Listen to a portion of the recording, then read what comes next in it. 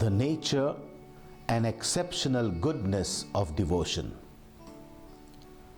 Speaking further on devotion, St. Francis de Sales says that just like the Israelites who were discouraged to go to the promised land by giving them bad press, people try to give bad press to devotion.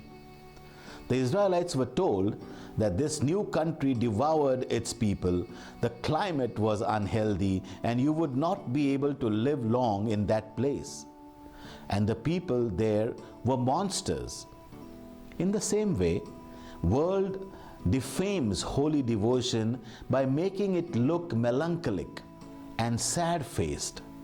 They try to tell people that devotion makes the people depressed and unbearable. However, just as Joshua and Caleb told the people that the promised land is good and beautiful, and possessing it would be delightful and pleasant, so also the Holy Spirit assures us that devout life is pleasant, happy, and lovable.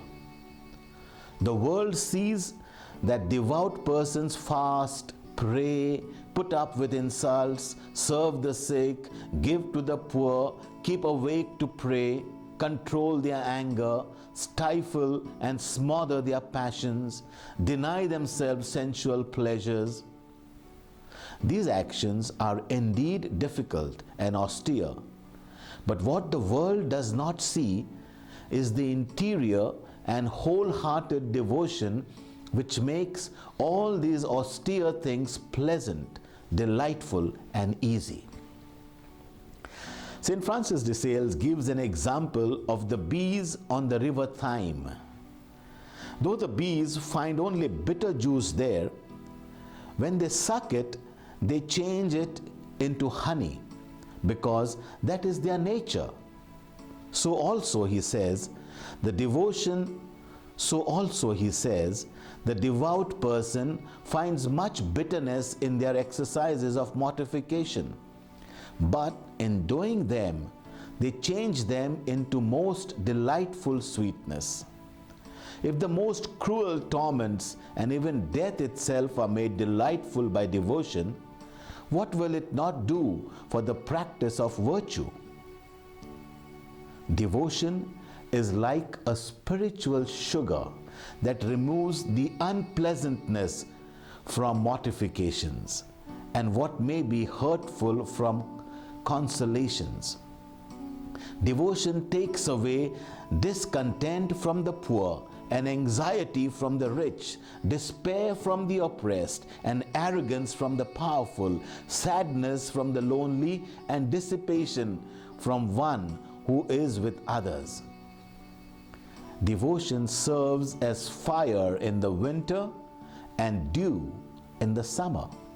It is able to live in prosperity and suffer need. It draws equal profit from honor and contempt. It receives pleasure and pain with a heart that hardly changes and fills us with a wonderful delight. St. Francis de Sales compares devout life to Jacob's ladder in Genesis 28 verse 10 and the following. People go up to God in prayer and contemplation and come down to the people in loving service. Devotion is the delight of delights and the queen of virtues, since it is the perfection of charity. If charity is milk, devotion is its cream. If it is a plant, devotion is its flower. If it is a jewel, devotion is its luster. If it is a precious balm, devotion is its perfume, a delightful perfume that gives comfort to men and makes angels rejoice.